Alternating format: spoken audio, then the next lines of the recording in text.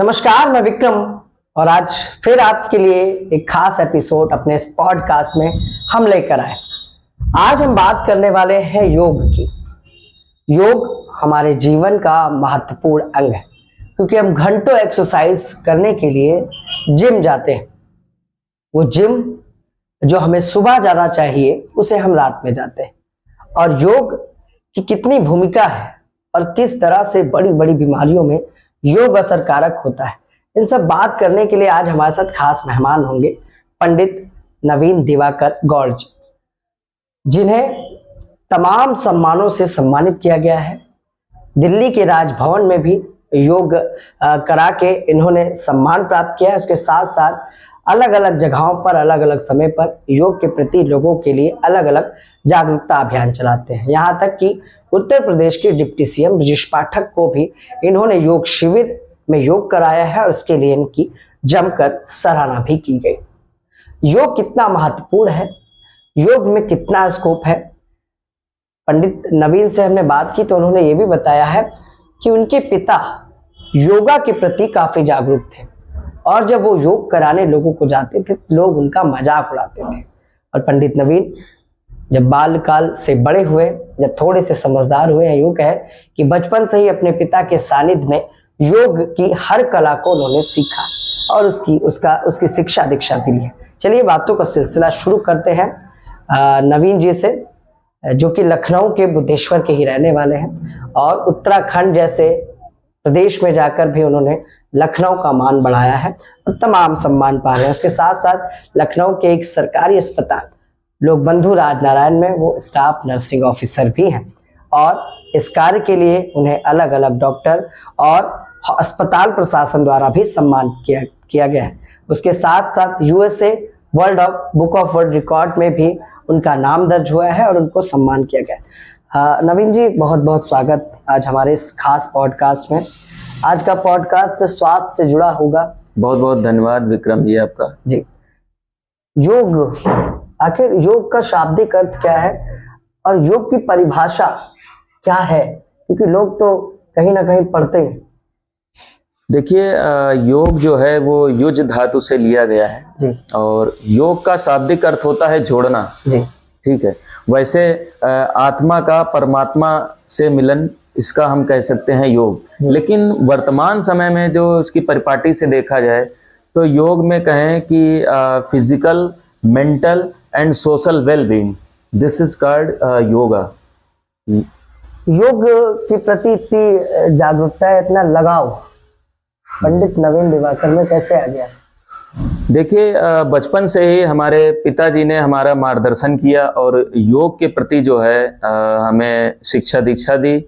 जब मैं बहुत छोटा था तो पिताजी जो है हमें योग के आसन और प्राणायाम जो है हमें कराते थे, जो मतलब नित्य प्रति वो भी करते थे और हम भी उसके साथ साथ जो है मैं देखता रहता था, करता रहता था। तो वो मतलब ऐसे हमको सीधे लेटाने को बोले, फिर ऐसे हमारे पैर दाहिनी तरफ करें, सिर हमारा बाईं तरफ, ऐसे मतलब आसन हमको पकड़ के ऐसे करवाते थे। धीरे धीरे जब मैं योग करने लगा तो फिर मेरी भी रुचि बढ़ने लगी और हमको उसमें जो है बड़ा आनंद आने लगा। फिर मैंने योग घर से लेकर फिर अपने जब स्कूल पढ़ने जाते थे वहाँ पे फिर स्कूल में भी हमने स्पोर्ट टीचर जो हमारे थे आशीष शुक्ला जी, उनको भी हमने योग अपना दिखाया, आसन दिखाए, तो वो भी बहुत प्रभावित हुए और उन्होंने फिर बच्चों को और हमारे जो सहपाठी थे उनको भी कहा कि हम जो है उन्हें योग के प्रति जागरूक करें। वहाँ जागरूक किया। फिर मैं घर आके अपने पिताजी को बताया तो पिताजी के मन में ये बात आई कि जिस प्रकार से योग हम अपने घर में करते हैं इसी प्रकार जो है घर के बाहर दीवारी से यदि हम करेंगे तो 4 बच्चे जागरूक होंगे, समाज हमारा जागरूक होगा, वहाँ के आसपास के लोग जागरूक होंगे स्वास्थ्य के प्रति। अच्छा रवि जी, क्या मतलब योग के प्रति जागरूकता तो आज हम देखने को मिल रहा है, कहीं ना कहीं आज लोग योग के प्रति काफी एक्टिव है, काफी जागरूक। लेकिन पूर्व में इस तरह से तो नहीं था। जब आपका समय, आपके पिताजी का समय रहा होगा, सन 80 के 90 के दशक की बात है, तो इतनी जागरूकता कैसे लाए पिता? और उसके बाद जब आप निकले तो किस किस दिक्कतों का सामना हुआ? सुना है लोग मजाक भी उड़ाते थे, सुना है लोग को आप बाजा जब साउंड ऑन लेके माइक लेके जागरूक करते थे। देखिए, ऐसा आपने बिल्कुल सही कहा विक्रम जी। जब मैं बहुत छोटा था, लगभग 13-14 वर्ष का महज रहा हूँगा, तो मैं एक साउंड अपने जो है ऐसे कंधे पे ऐसे जो है लटका लेता था और एक माइक ले लेता था, और पिताजी ने कुछ पंपलेट्स जो है छपवा दिए थे, उसमें जो है दैनिक योग शिविर करके कुछ बीमारियों के नाम जागरूकता के तौर पे, तो वो लेकर मतलब मैं मोहल्ले में गली में जाता था और ऐसे सुबह सुबह जो है माइक से आवाज़ लगाता था कि भाई उठिए, प्रातः उठ के योग करिए, और योग के लिए मतलब प्रेरित करता था कि सब लोग योग कक्षा में आए, योग करें। तो उसमें बहुत सारे लोग मजाक उड़ाते थे कि ये सुबह सुबह उठ के पता नहीं कौन सा ड्रामा शुरू कर देता है, और बड़ा मतलब जो है, तो हम मतलब इस चीज से हम घबराते नहीं थे, क्योंकि कभी ना कभी तो मन में आ जाता है। बिल्कुल, कभी ना कभी आता था कि भाई मैं तो कार्य अच्छा कर रहा हूँ, लेकिन लोग इस तरीके से क्यों कर रहे हैं। लेकिन उसी में कुछ ऐसे लोग भी थे जो बहुत ही प्रशंसा करते थे, कहते थे कि मतलब इतने छोटे पर से जो है आप इतना अच्छा कार्य कर रहे हैं, और तमाम लोग हमारा सपोर्ट भी करते थे फिर। अच्छा नवीन, योग करते करते आज कितना वर्ष हो गया आपको? देखिए, योग करते हुए हम कह लें कि जब मैं 13-14 साल का था तब से जो है, वैसे तो हम बचपन से ही जब 5-6 वर्ष का था वैसे पिताजी करवाते थे, लेकिन जब मैं 13-14 वर्ष का था तब मैंने जो है एक सामाजिक रूप से सामाजिक प्लेटफॉर्म पे जो है योग कराना शुरू किया था। पहला मान लीजिए कहीं कार्यक्रम लगा आपका, या पहला जो मंच मिला योग कराने के लिए, जी, और वहां पे भरपूर जनता आपको मिल गई, जी, तब लगा कि उपलब्धि है। सबसे पहले समय था वो? हाँ, वो मैंने जो है मलिहाबाद में गोपेश्वर गौशाला है, मलिहाबाद में मैं गया था, तो वहाँ पे शिविर चल रहा था योग का, तो वहाँ पे मुझे बुलाया गया था, तो मैंने वहाँ पे पूरी योग कक्षा का संचालन किया। सामने कम से कम नहीं तो 60-70 लोग बैठे थे, उनको योग कराया, और अपने कुछ आसन जो कि हम कठिन आसन भी करते हैं, उन आसनों का प्रदर्शन किया, तो उससे लोग काफ़ी प्रभावित हुए और जागरूक हुए। तो वहीं से कहीं ना कहीं हमारी एक कहें कि शुरुआत एक प्लेटफॉर्म के तौर पे हमने किया था। बाकी तो घर से बाहर निकल के फिर ऐसे नॉर्मली मैं जागरूक करता था। पिता जी लखनऊ से ही हैं आप लोग? पुश्तैनी शुरुआत से ही लखनऊ में? देखिए, वैसे पुश्तैनी हम कहें तो हम उन्नाव जिला के रहने वाले हैं, लेकिन चूंकि हमारा जन्म यही लखनऊ में हुआ, तो यहाँ पे ही अपना निवास है। तो योग में अच्छा फ्यूचर किस तरह से देखते हैं योग में, जो भविष्य की बात करें? क्योंकि हम तो धीरे धीरे सभी टॉपिक पे आएंगे, क्योंकि योग बड़ा महत्वपूर्ण है हमारे जीवन के लिए। हमें लगता है जिम से अच्छा योग है। बहुत अच्छी बात आपने कही विक्रम जी, जिम से अच्छा योग है। क्योंकि देखिए, ऐसा है कि योग हमारी जो है वो इंडियन ट्रेडिशनल फिजिकल फिटनेस, जो हमारी भारतीय परंपरा से, हमारी ऋषियों की, ऋषि दयानंद, पतंजलि, महर्षि पतंजलि के समय से जो चला आ रहा है, यहाँ तक कि हमारे जो आदि योगी भगवान शिव हैं, उनके समय से योग चला आ रहा है। तो यदि हम इस परंपरा का आज भी अपने जीवन में पालन करें और उसके ही आधार पे हम चलें, तो हमें लगता है कि हम प्रकृति के साहचर्य में भी रहेंगे, और योग को अपने जीवन में उतार के बड़ा ही बदलाव आता है। और जिम में क्या होता है कि जिम में हम जाते हैं केवल अपने जैसे है मसल्स के लिए करते हैं, केवल अपना जो है स्टिफनेस आ जाती है। और बहुत सारे ऐसे बीच में, मैं जिम वालों की कोई अन्यथा ना लें, बुराई नहीं करता हूं, लेकिन इसमें क्या होता है कि हार्ट अटैक और इस तरीके के, कई बार आपने सुना होगा न्यूज़ में, तो इस तरीके के वाक़े सामने आए। तो कहीं ना कहीं देखा जाए जिम और योग में बहुत फ़र्क है। योग हमें क्या करता है कि श्वासों से जोड़ता है, ठीक है। योग में हम प्रत्येक आसन करते हैं या प्राणायाम करते हैं, कोई भी एक्सरसाइज करते हैं, तो उसमें हम श्वासों के माध्यम से करते हैं। अच्छा, हमने देखा जिम जाने वाले कुछ लोग होते हैं जी, जब एक्सरसाइज को कर रहे होते हैं उनकी सांस फूलने लगती है। जी जी, ये काफी दिक्कत होती है। तो क्या मतलब योग का कोई वो भी है, कुछ कोई आसन ऐसा भी है कि जो बच्चे या जो लोग एक्सरसाइज करते हुए जिम में इस तरह के चीजें होती है कि इनकी सांस फूलने लगती है ज्यादा वेट लिफ्टिंग करते समय? देखिए, ऐसा है कि जिम में जब हम अपने क्षमता से अधिक या जो भी कहें कि एक वेट उठाते हैं, तो कहीं ना कहीं इस तरीके की हमें ये ब्रीदिंग डिफिकल्टी या रेस्पिरेटरी प्रॉब्लम होने लगती है कि इसमें जो है श्वास फूलने लगती है। तो हम यूं कहें कि आजकल तो जिम वाले भी जो है एक योगा ट्रेनर रखने लगे हैं। बड़े जो है अच्छी बात ये है कि जिम वाले भी योग ट्रेनर रखते हैं।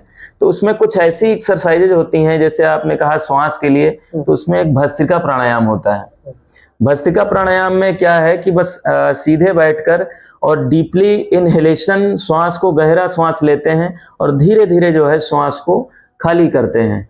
तो उसमें आंखें बंद करके और रीढ़ की हड्डी सीधी रख के बैठते हैं।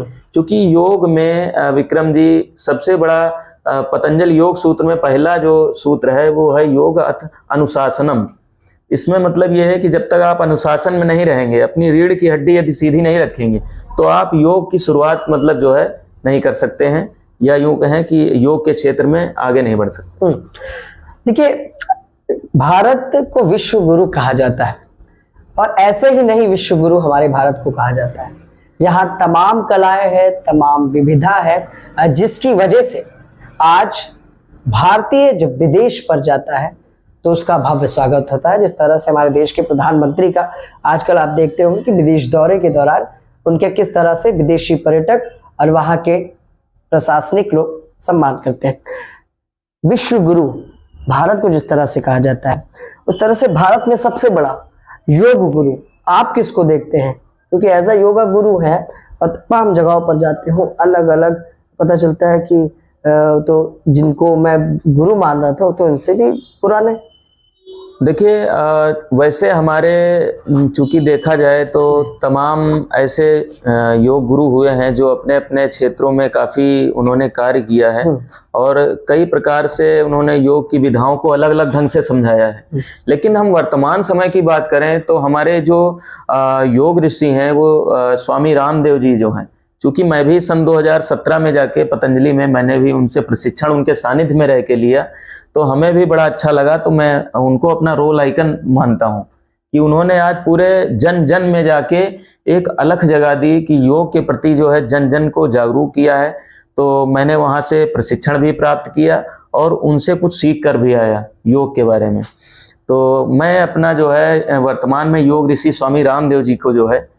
अच्छा, योग की जो विधा है, प्रकार, योग कितने प्रकार का होता है नवीन जी?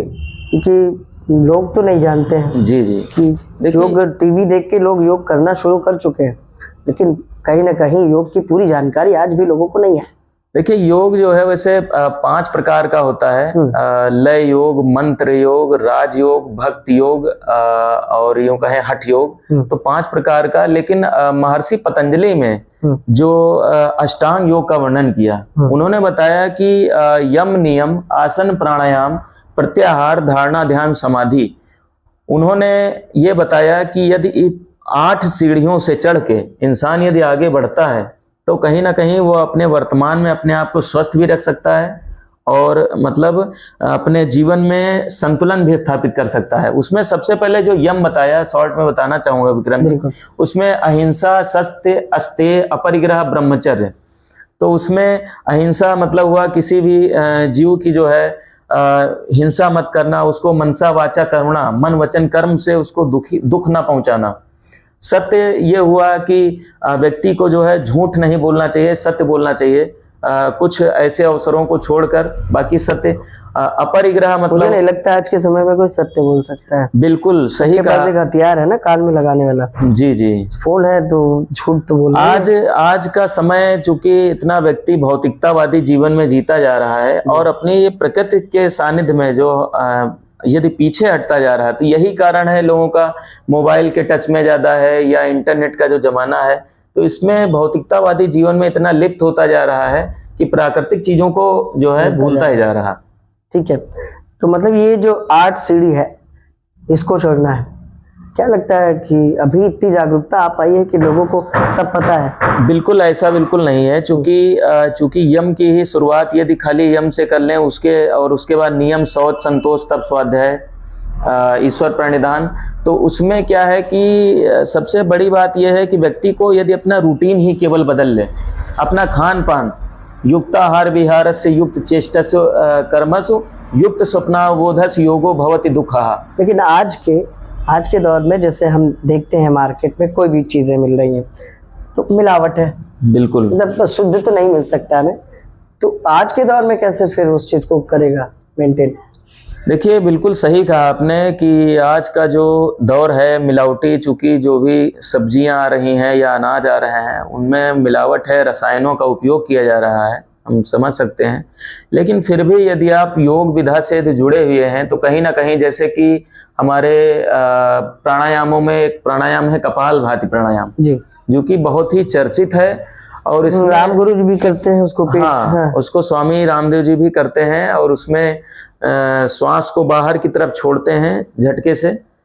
आपको करके भी एक बार ऐसे दिखा देते हैं। मेरुदंड सीधा करके और 1 सेकंड में एक स्ट्रोक, श्वास को 1 सेकंड में एक बार बाहर करते हैं तो कपालभाति प्राणायाम। जब आप कपालभाति प्राणायाम करते हैं तो इसमें क्या होता है कि नेचुरली हमारे भीतर जो टॉक्सिन्स होते हैं तो ये टॉक्सिन्स को जो है एक्सक्रेट करता है, इनको बाहर निकालने का ये कार्य करता है और हमारे भीतर एक तरीके का ये प्यूरीफायर का कार्य करता है। मतलब अंदर की सारी गंदगी, हाँ, ये जो है भीतर की जो सारी गंदगी है उसको क्लियर करने का कार्य करता है। और हमारा जितने जो 9 सिस्टम होते हैं वैसे, लेकिन ये डाइजेस्टिव सिस्टम जो होता है उस पर इसका बहुत अच्छा वर्क देखने को मिलता है। लीवर, किडनी, पैंक्रियाज और स्प्लीन जितने अंग होते हैं उनकी आंतरिक मसाज करता है। अच्छा, एक हॉस्पिटल में कहीं ना कहीं स्टाफ ऑफिसर है, आप देखते होंगे तमाम रोग, तमाम बीमारियां जिससे लोग लंबे समय से पीड़ित हैं। जैसे हमने सुना है आमतौर पर लोग गैस से बड़े पीड़ित हैं। गैस के लिए कोई है योगा आसन जो आम आदमी कर सकता है? उसका समय क्या होगा? देखिए गैस के लिए तो बहुत सारे आसन हैं, क्योंकि खाने का समय फिक्स लोगों का है नहीं। जी जी जी, बहुत बहुत सही आपने क्वेश्चन उठाया। क्योंकि देखिए सबसे पहले तो लोगों का खान पान, गैस की हम वजह भी जान सकते हैं कि गैस क्यों बनी है। आजकल हमने देखा, अक्सर आपने लोगों को देखा होगा कि भोजन किया, भोजन करने के तुरंत बाद जो है 1 गिलास पानी गटागट पी गए। तो ये क्या करता है कि भोजन को जो है सही रूप से पाचन नहीं उसका करता है, भोजन को वो सड़ाता है। जब भोजन पचेगा नहीं, भोजन सड़ेगा तो गैस बनाएगा। तो इसके लिए सबसे पहले तो अपना सुधार करना है, खान पान का ध्यान रखना है। दूसरी बात, गैस के लिए जो है कई सारे आसन और मुद्राएं हैं। उसमें हम बैठे बैठे नॉर्मल, एक होती है वायु मुद्रा। वायु मुद्रा में क्या है विक्रम जी, ऐसे आप भी कर सकते हैं। देखिए तर्जनी उंगली है, अंगूठे से इंटरलॉक करते हैं, बाकी की 3 उंगली बिल्कुल सीधी, इस तरीके से जो है सीधे बैठकर 5 मिनट यदि आप बैठते हैं तो ये जो पॉइंट्स होते हैं इनका जो है रिलेशन हमारे जो एब्डोमिनल जो भीतर के अंग हैं इनसे संबंधित होता है। तो ये आपका 5 मिनट में गैस कहीं ना कहीं गैस्ट्रिक प्रॉब्लम से, गैस्ट्रिक ट्रबुल से आपको राहत मिल जाए। ये ऐसे 5 मिनट तक बैठना है? बस इस तरीके से जो है ये विक्रम जी बहुत सही, हाँ इस तरीके से बैठते हैं, बहुत बढ़िया। तो ये गैस के लिए इसको वायु मुद्रा कहते हैं। वायु मुद्रा से वायु विकार दूर होते हैं, उसके साथ साथ जो हमारे शरीर में थोड़ा सा खिंचाव भी आ गया, खिंचाव आता है। बहुत सही। योग जो है प्रैक्टिकल साइंस है, करते करते आपको जो है उसका परिणाम दिखने लगता है। लेकिन बिल्कुल सही होना चाहिए। जी जी, जरा सा भी हाँ, पोस्चर एकदम सही होना चाहिए और सही तरीके से किया जाए तो उसका बेनिफिट। आमतौर पर योग कहीं ना कहीं मैंने सुना है बड़ी से बड़ी, गंभीर से गंभीर बीमारियों के लिए कारगर है। हार्ट अटैक आजकल ज्यादा हो रहे हैं जी, और क्या वजह देखते हैं हार्ट अटैक की? देखिए हार्ट अटैक का हम कह सकते हैं कि लोगों की जो अनियंत्रित दिनचर्या है सबसे बड़ा कारण है। Less physical activity, over eating, है ना, स्लीपिंग पैटर्न गलत होना, लोगों का सोने का जो है तरीका नहीं सही है। मतलब ऐसे सोए सीधे सोने, ऐसे सोए ऐसे हमेशा जो है देखा जाए तो लोग जैसे मान लीजिए सोते हैं तो किसी भी ऐसे पोस्चर में सो जाते हैं जो उनके जो है स्पाइनल कॉर्ड जो होती है तो वो कहीं ना कहीं मतलब उसका जो है पोजीशन सही नहीं रहती है। कहीं जो है कहो ऐसे लेटे तो कहो पैर पे पैर चढ़ा लें, ठीक है, ऐसे इस तरह से। हाँ, या फिर कहीं सीधे लेटेंगे तो पैर पे पैर ऐसे ऊपर रख लेंगे। तो ये ना कहीं हमारे जो है शरीर के बॉडी पोस्चर को गलत करता है। मतलब सीधे लेटना चाहिए। हाँ, सीधे लेटना चाहिए। और जब करवट लेके लेटें तो उसके बाद क्या है कि यहाँ पे अपने सिर के नीचे पिलो इतनी रखें कि ये स्पेस को कवर रखे, है ना, कि बराबर हाँ बराबर रहे, ताकि ये बैलेंस यहाँ से खराब ना हो स्पाइन का। ये सबसे बड़ा कारण है। दूसरी चीज ये है लेस फिजिकल एक्टिविटी, लोगों को कि सुबह देर से उठना, रात में मतलब जो है देर से सोना, है ना, देर में खाना खाना। जो नाइट जॉब करते हैं, देखिए नाइट जॉब करते हैं तो उनका तो एक अपना एक कारण है, उस कम से कम वो जगते हैं। हाँ जगते हैं, जब उनको समय मिले तब वो करें, लेकिन कम से कम 24 घंटे में थोड़ा वक्त जरूर निकालें। हार्ट अटैक के लिए कोई एक व्यायाम है जिसका नाम बता सकते हो? बहुत सुंदर। हार्ट अटैक के लिए सबसे अच्छा हम यूं कहें कि अनुलोम विलोम प्राणायाम। कैसे होता है? हाँ, हाथ से ही होता है? जी जी। अनुलोम विलोम प्राणायाम में क्या करना होता है विक्रम जी, कि सीधे बैठते हैं और इस तरीके से, जैसे अभी हमने आपको वायु मुद्रा बताई, वायु मुद्रा यूं बना लिया, फिर ऐसे दाहिनी नासिका को बंद कर लेते हैं अपनी, और बाईं नासिका से धीरे धीरे श्वास को भीतर लेते हैं, फिर बाईं नासिका को बंद रखते हुए दाहिनी नासिका से अंगूठे को बाहर छोड़ते हैं, श्वास को बाहर छोड़ देते हैं, एकदम से धीरे धीरे श्वास को बाहर निकालते हैं, फिर पुनः दाईं नासिका से श्वास को ग्रहण करते हैं, दाईं नासिका को बंद करते हैं, बाईं नासिका से उंगलियों को हटाकर श्वास को धीरे धीरे बाहर छोड़ देते हैं।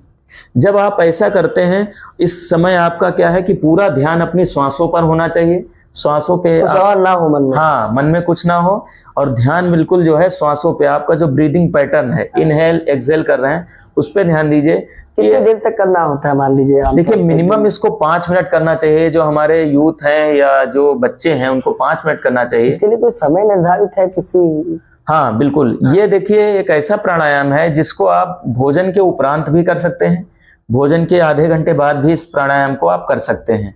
इसमें कोई जो है ये नहीं कि सुबह उठ के ही करना है। हाँ, इसको आप किसी भी टाइम कर सकते हैं, लेकिन प्रातः काल चूंकि समय का अमृत बेला कहा जाता है, जिस समय सुबह का वातावरण बड़ा, हाँ उस समय थोड़ा करने का एक अलग आनंद आता है। और अच्छा, एक बड़ी समस्या हम देख रहे हैं जी जी, शुगर और बीपी जी। आमतौर पर शुगर के मरीज हमारे भारत में आज सबसे ज्यादा देखे जाते हैं और कई मौतें भी इससे होती हैं। जी जी जी। तो शुगर के लिए भी कोई प्राणायाम है जिसको करना चाहिए था?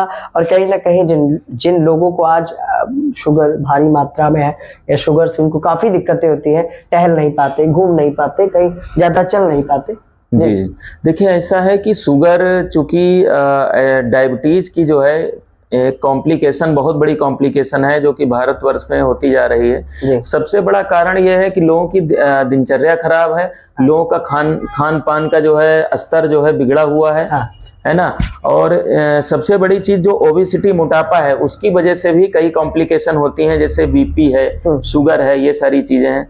तो शुगर में सबसे पहली बात तो अपने आहार पे कंट्रोल करें, और शुगर में कुछ ऐसे आसन, कुछ प्राणायाम बताए गए हैं जिनको करके आप अपने जो है जो इंसुलिन है, इंसुलिन को आप बैलेंस कर सकते हैं, है ना। जो पैंक्रियाज में इंसुलिन की मात्रा है उसको बैलेंस कर सकते हैं। तो इसमें मंडूकासन एक बताया गया है। मंडूकासन क्या होता है कि अब चूंकि मैं बैठकर ऐसे नॉर्मली बता देता हूं, जैसे आप नाम भी बता दे रहे हैं तो कम से कम हमारे दर्शक उसको सर्च करके भी तो देख सकते हैं। ये बात बिल्कुल सही कही आपने। मंडूकासन हो गया, अर्ध मत्स्येंद्र आसन हो गया, वक्रासन हो गया, प्राणायामों में कपाल भाती प्राणायाम हो गया। अच्छा, इसके लिए मिनिमम 5 मिनट समय दे तो पर्याप्त होगा? जी जी, यदि आप 5 से 10 मिनट दे देते हैं तो वो पर्याप्त होगा। सुबह का अगर आधा घंटा भी आपने निकाल लिया तो समझिए आप स्वस्थ रहेंगे। बहुत दूसरी चीज, जैसे हम शुगर पे बात कर रहे थे, बीपी है, और आजकल थायराइड लोगों को होने लगा है। जी, हल्का सा भी मोटापा है तो डॉक्टर के पास जाते हैं तो कहते थायराइड चेक कराइए। आमतौर पर थायराइड निकलता है, ज्यादातर लोगों को नहीं निकलता है, लेकिन ज्यादा मात्रा में थायराइड के भी मरीज हैं।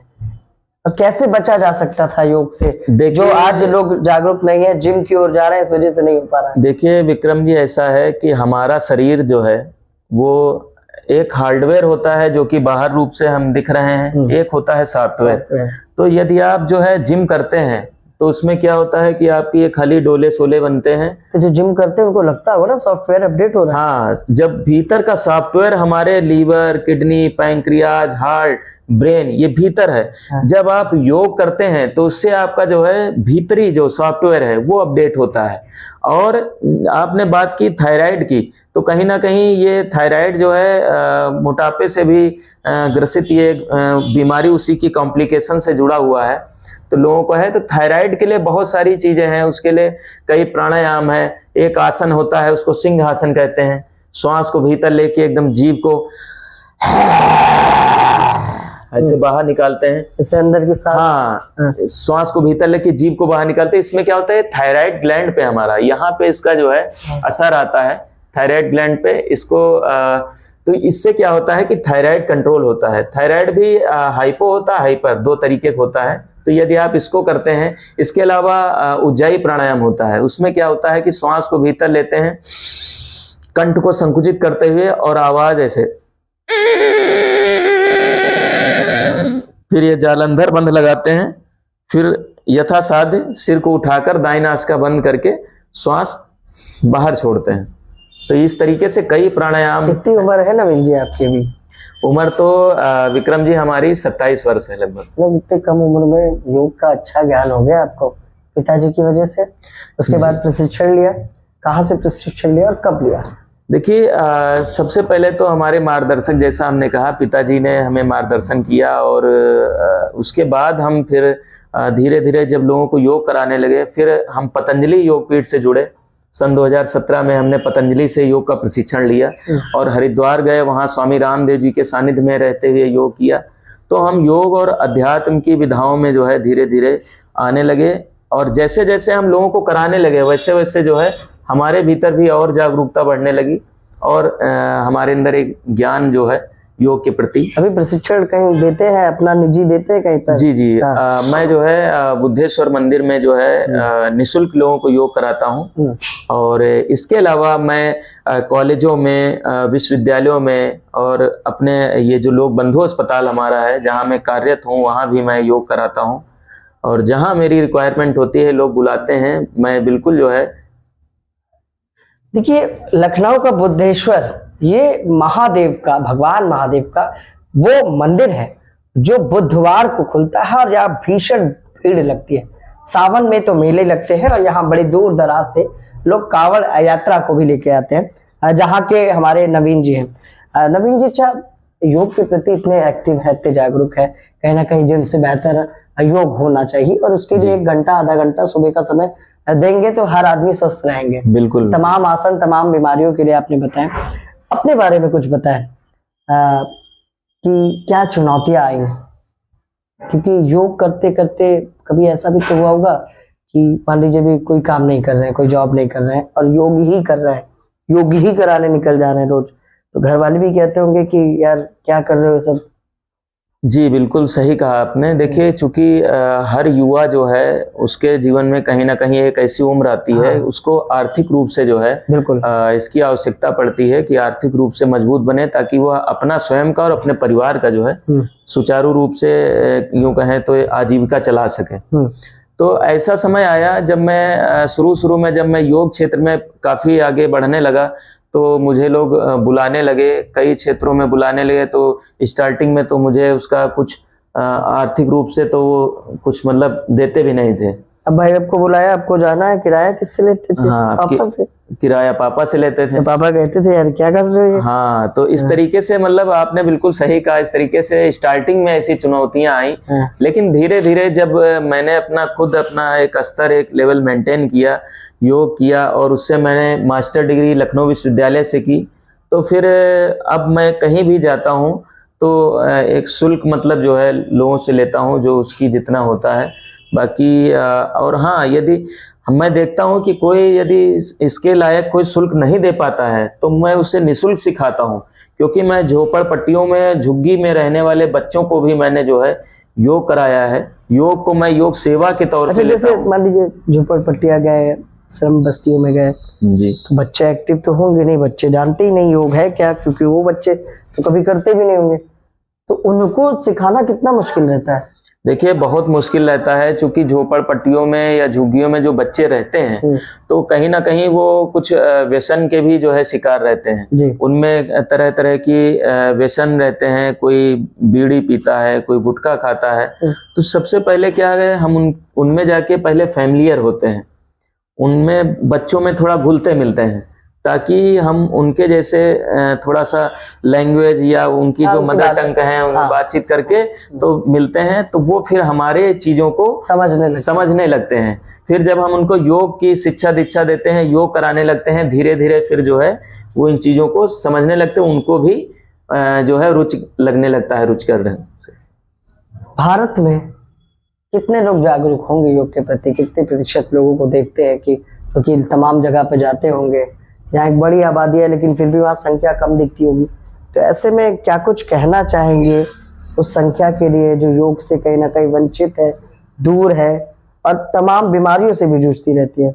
देखिए, हमारा चूंकि मैं खुद एक गवर्नमेंट हॉस्पिटल में यहाँ जॉब करता हूँ, तो मैं प्रतिदिन देखता हूँ कि ओपीडी में हमें लगता है कि हजारों की तादाद में, विक्रम जी, भीड़ इतनी लगती है कि हमें लगता है क्या भारतवर्ष हमारा जो ऋषियों का देश था, जहाँ पे ऐसे ऐसे सूरवीर योद्धा पैदा होते थे, क्या आज ये स्थिति है कि ओपीडी में इतनी भीड़ लग रही? मुझे बहुत ही दुख होता है। तो मैं एक आम जनता के लिए मैं यही कहना चाहूँगा विक्रम जी कि अपने जो है दैनिक दिनचर्या में योग को शामिल करें, प्रकृति के सानिध्य में रहें, अपनी लाइफ स्टाइल को सही करें, ताकि जो समय हम अगर योग को नहीं देंगे वही टाइम हमें अस्पतालों और दवाइयों के लिए फिर निकालना ही पड़ जाएगा। बिल्कुल। तो हमारा सभी से निवेदन यही है कि योग के प्रति या स्वास्थ्य के लिए कम से कम आधे से 1 घंटा समय जरूर निकालें। सुबह कितने बजे उठना होगा उन लोगों के लिए जो उठ नहीं पाते हैं? देखिए, सुबह जो लोग नहीं उठ पाते हैं तो उनके लिए यही कहना है कि भाई अपना शेड्यूल चूंकि खाने का या जो भी पैटर्न है ठीक करें, यदि नहीं तो स्टार्टिंग में अलार्म लगाएं, अलार्म लगा के कैसे भी करके जो है वो स्टार्टअप अपना करें, नहीं तो फिर वही है कि अच्छा मान लीजिए उम्र हो गई है 60, 55, 50 इतनी बढ़ गई है, उसके बाद भी किसी चीज को कवर करना तो बड़ी मुश्किल होगी फिर। बिल्कुल सही कहा आपने, चूंकि देखिए उम्र के साथ साथ क्या होता है कि शरीर कमजोर होता है, शरीर कमजोर होता जाता है, उतनी दृढ़ इच्छा शक्ति लोगों में नहीं रहती है किसी चीज के प्रति कि नई चीज की शुरुआत करें। लेकिन यदि हम कहें कि ऐसे परिवेश में यदि आप रहते हैं, कहीं आसपास पार्कों में या कहीं योग यदि हो रहा हो, तो वहां पे आप जाएं, एक नियम बनाएं जाने का। तो जब आप जाएंगे तो धीरे धीरे आपको रुचि लगने लगेगी, फिर आप अपने अकॉर्डिंग टू बॉडी कंडीशन, जो आपका अपने एज के अकॉर्डिंग जो योग होता है वो आप करें, फिर धीरे धीरे आपकी रुचि बढ़ने लगेगी। इतने दिनों का योग का मतलब समय आपका रहा, जहाँ अलग अलग प्रशिक्षण, अलग अलग जगह जाना रहा, किस तरह की उपलब्धियां रही सर अभी तक? मैंने सुना बाहर भी गए, उत्तराखंड भी गए, मैंने सुना एक USA book of world record में भी आपका नाम आया है। तो कैसे उपलब्धि, कैसे देखते हैं, किस किस तरह की उपलब्धि हुई, कहाँ कहाँ जाना पड़ा, वहां से जब सम्मान मिला तो लगा कि नहीं अब तो कुछ मिलने शुरू हुआ है यार, चलिए नाम ही सही? देखिए, ऐसा है, मैंने कभी योग सेवा के तौर पे लिया है, मैं एक ईश्वरीय कार्य के लिए मैंने कार्य किया है। कभी मैंने उपलब्धियों में हमें योग रत्न सम्मान और दिल्ली के लाजपत भवन में योग रत्न सम्मान से सम्मानित किया गया, और इसके अलावा मैं USA book of world record में भी हमारा नाम दर्ज किया गया। अभी हाल ही में जो है मुझे विशिष्ट अतिथि जो योगासन स्पोर्ट फेडरेशन ऑफ भारत की जो सरकारी योजना थी उसके अंतर्गत स्टेट लेवल चैंपियनशिप में एज ए मुख्य अतिथि जज के रूप में आमंत्रित किया गया, वहाँ भी सम्मान प्राप्त हुआ। और मैं जहाँ पे मौजूदा टाइम में जो कार्यरत हूँ, लोग बंधु हैं, वहाँ से भी कई बार जो है अधिकारियों द्वारा सम्मानित किया गया। तो मुझे लगता है कि मैं अपने आप को निमित्त मात्र समझता हूँ, मैं ईश्वर के लिए जो भी हूँ मैं उसी को अर्पण करना चाहता हूँ। चूंकि जो है हमेशा योग में रहने वाला व्यक्ति चाहे ऊपर उठे, चाहे उसका स्तर जैसा भी हो, हर परिस्थिति में जो है वो सम रहता है, यही योग है। कुछ कहना चाहेंगे हमारे लखनऊ की जनता से, यूपी की जनता से? देखिए, लखनऊ की जनता से, यूपी की जनता से मैं यही कहना चाहूँगा कि अपना जो है लाइफ स्टाइल चेंज करें, आप अपने आहार विहार में जो है बदलाव लाएं, और जो हमारे नौजवान हैं आजकल के, जो नशे के, जो व्यसन के शिकार हो रहे हैं, ऐसे लोगों को जो है मैं यही कहूँगा कि व्यसन के शिकार से जो है अलग होएं, योग की पद्धति को अपनाएं, और जो हमारी जो इंडियन जो ट्रेडिशनल फिजिकल फिटनेस एक्सरसाइज हैं, दंड बैठक व्यायाम है। जो स्मोक ज़्यादा करते हैं, स्मोक मतलब उनके लिए भी कोई एक्सरसाइज है तो बता दीजिए। बिल्कुल। स्मोकर बहुत है आजकल। देखिए ऐसा है कि स्मोकर बहुत ज़्यादा हैं, चूँकि हमारे लंग्स पे सबसे ज़्यादा इफेक्ट पहुंचाता है, जो कि फेफड़े हमारे यदि क्रियाशील नहीं रहेंगे तो बाकी सभी अंगों तक ऑक्सीजन का संचार हो नहीं पाएगा। ठीक है, और इसी तरीके से पूरा हमारा शरीर अस्त व्यस्त हो जाएगा, शरीर हमारा रोगी हो जाएगा। तो लंग्स के लिए जो है सबसे बढ़िया जो भस्त्रिका प्राणायाम हमने बताया था, जो कि जिनको आदत पड़ गई है स्मोकिंग करने की, छुड़ाना चाहते हैं तो भस्त्रिका प्राणायाम करें। भस्त्रिका प्राणायाम लंबा गहरा श्वास और ऐसे हाथ ऊपर करें, श्वास को लें, हाँ श्वास को लें, हाथ ऊपर करें, नीचे लाएं, श्वास छोड़ें। जो युवा है वो तेजी से ये सांस फूलने लगती है लोगों को। हाँ, तो इससे क्या होता है कि हमारे लंग्स में जो 7 करोड़ 30 लाख कोष्ठक हैं, जो छिद्र हैं, जो पोरस हैं, वो ओपन होंगे और धीरे धीरे जो है ऑक्सीजन का लंग से अंगों की तरफ ऑक्सीजन का संचार अच्छा होगा। चलिए नवीन जी, आज बात करके बड़ा अच्छा लगा, बहुत बहुत धन्यवाद। बहुत बहुत धन्यवाद विक्रम जी आपका, हम जो है इतना कीमती समय जो है आप। चलिए, ये थे हमारे साथ नवीन दिवाकर गौड़, योगाचार्य है, स्टाफ नर्सिंग ऑफिसर है, उसके साथ साथ एक समाज सेवी, जगह जगह पर स्लम बस्तियों में जाकर भी उन बच्चों को जो योग के प्रति जागरूक करते हैं, जिन्हें योग की ABCD भी नहीं पता होती, और आज वो बच्चे योग करके स्वस्थ हो रहे हैं।